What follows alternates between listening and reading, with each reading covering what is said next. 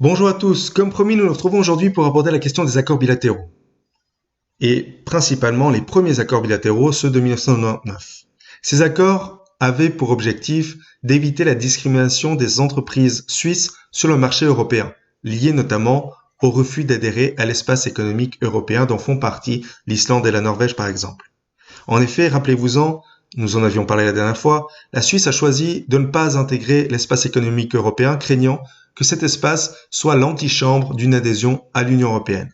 Et comme elle refusait à cette époque-là toute négociation pour une adhésion, elle n'a pas souhaité intégrer l'espace économique européen, ce qui l'a forcé à entrer dans un processus d'accords bilatéraux, de négociations constantes avec l'Union européenne sur plusieurs sujets, notamment économiques, mais pas uniquement.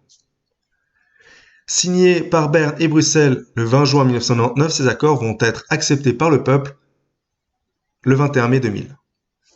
Et tout cela repose sur 7 accords. Le premier d'entre eux, c'est la libre circulation des personnes. En d'autres termes, c'est le droit de choisir librement son lieu de travail et de séjour sur le territoire des États parties, c'est-à-dire des États membres de cet accord. C'est l'ouverture du marché du travail et c'est des mesures de protection des travailleurs.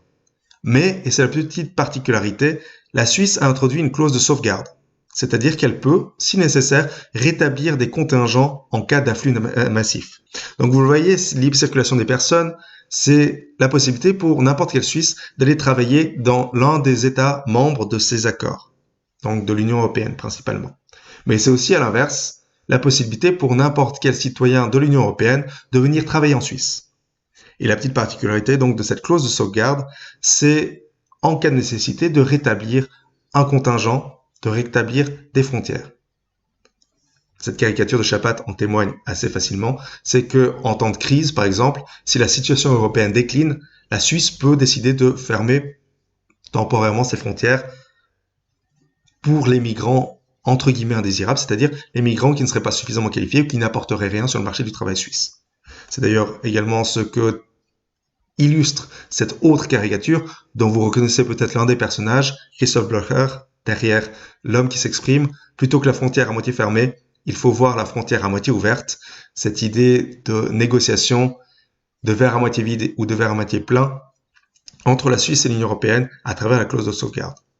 Dernière caricature de Chapat qui en témoigne d'ailleurs, cette idée possiblement également d'éviter l'afflux massif de travailleurs de pays de l'Est qui intègrent progressivement l'Union européenne.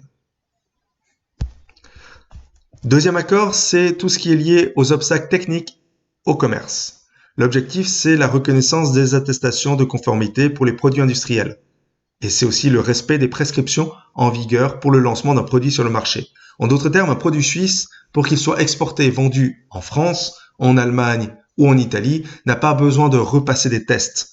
Du moment qu'il est jugé conforme en Suisse, il le sera également dans d'autres pays. Et à l'inverse, un produit français ne devra pas passer des tests suisses pour être vendu en Suisse. C'est un petit peu le principe, finalement, de ces respects des prescriptions pour le lancement d'un produit. De la même manière, les attestations de conformité pour les produits industriels, on s'accorde à dire que la Suisse a un niveau d'excellence finalement, tout comme bon nombre de pays d'Europe, et donc que les produits fabriqués dans certains pays peuvent être vendus dans d'autres sans surveillance supplémentaire.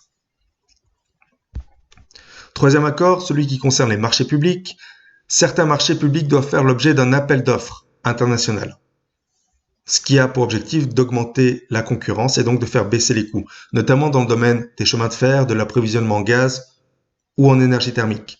En d'autres termes, dans le cadre d'un chantier, d'un marché particulier, la Suisse ne peut pas automatiquement confier le travail à une entreprise suisse. Elle doit faire un appel d'offres pour permettre aussi aux entreprises françaises ou allemandes, par exemple, de se positionner. Et si ces entreprises sont concurrentielles, si elles sont intéressantes, la Suisse doit pouvoir leur confier ce travail.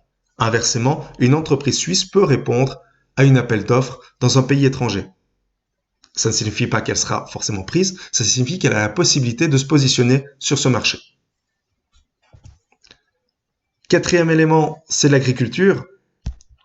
Facilitation du commerce agricole et reconnaissance de tous ces sigles que vous avez vu fleurir, AOP, IGP, cela dès 2011, l'idée de reconnaître l'authenticité d'un produit, ses caractéristiques, son origine, et donc d'éviter notamment la contrefaçon. Le gruyère doit être fabriqué en gruyère ou disons dans une zone étendue avec notamment des liens avec la gruyère, mais ne peut pas être un produit fabriqué à Marseille. On ne peut pas fabriquer du fromage à Marseille en prétendant qu'il s'agit de gruyère. C'est là un peu le principe de protéger l'agriculture et de défendre les intérêts de chacun, tout en facilitant bien évidemment les échanges commerciaux. Cinquième élément, les transports terrestres. Avec la libéralisation du marché des transports routiers, ferroviaires notamment, la protection de l'environnement et la mise en place d'une redevance poids lourd. Enfin, à cela s'ajoute le transfert du transport de la route vers le rail. Donc l'idée, c'est d'encourager de plus en plus la mobilité par le rail et non pas par la route. C'est de mettre en place une taxe sur les poids lourds, justement pour encourager les transports ferroviaires. Et encore une fois, c'est de libéraliser le marché, c'est donc de permettre à des compagnies de se positionner sur des offres de transport, notamment pour le rail, avec les TGV qui parcourent toute la Suisse. Sixième élément, le transport aérien. L'idée du transport aérien, c'est de permettre un accès réciproque des compagnies au marché du trafic aérien. En d'autres termes, la compagnie suisse, par exemple, peut avoir des avions à Charles de Gaulle, à Berlin, ou peu importe. De même que les compagnies allemandes ou italiennes peuvent venir en Suisse, travailler en Suisse, profiter des aéroports suisses. Donc ça permet justement de faciliter l'accès des différentes compagnies au marché, d'avoir une offre intéressante pour la population. Et encore une fois, c'est la population bien évidemment qui va en bénéficier parce que qui dit plus de concurrents dit aussi baisse des coûts. Enfin, dans le domaine de la recherche, ce qui se fait notamment avec le programme Horizon 2020, c'est la participation des universités, des entreprises, etc. au programme de recherche et de développement technologique de l'Union européenne. La Suisse est donc pleinement partie prenante des différents accords qui ont lieu dans le domaine de la recherche. Ainsi, lorsque un nouveau satellite est mis en orbite, lorsqu'un nouveau projet scientifique est mis en place, la Suisse a la possibilité d'y participer, d'œuvrer à hauteur de ses compétences, bien évidemment. Et comme la Suisse est réputée notamment pour la qualité de son éducation, de sa formation, la technologie de pointe, la précision, tout ça lui permet d'avoir un rôle important à jouer au niveau de ces programmes, donc Horizon 2020 notamment. Et nous reviendrons d'ailleurs sur ces éléments puisque les accords bilatéraux 2 s'intéressent également en partie à ces différents éléments. En d'autres termes, si on résume assez simplement la question de cette voie bilatérale, de ces accords bilatéraux 1 signés en 1999 et validés en 2000 par la population suisse. Ce que l'on constate, c'est que tous privilégient un meilleur accès réciproque au marché du travail, des marchandises et des services. L'idée est principalement économique, c'est à travers ces accords bilatéraux 1 de permettre à chacun de se déplacer, de travailler et de produire de la richesse en Suisse et dans l'Union européenne.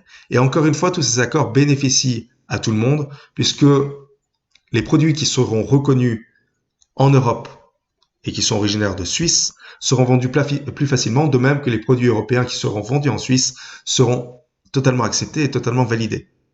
Donc ça simplifie les échanges, ça simplifie les relations, ça évite la paperasse inutile, pardon. Donc tous ces retards qui pourraient s'accumuler, qui pourraient coûter cher, et ça permet de consolider ces relations existantes, principalement d'un point de vue économique. Nous le verrons avec les accords bilatéraux 2, de nouvelles dimensions entrent en compte au-delà de l'économie. Mais ce sera pour la prochaine fois. Nous allons nous arrêter aujourd'hui sur une vidéo un petit peu plus courte, mais qui retrace un petit peu ces accords bilatéraux 1, vous l'aurez compris, avec ces différents aspects, tous liés principalement à l'économie et au transport. Comme d'habitude, je reste à disposition pour vos questions, quelles qu'elles soient, et je vous souhaite une excellente semaine.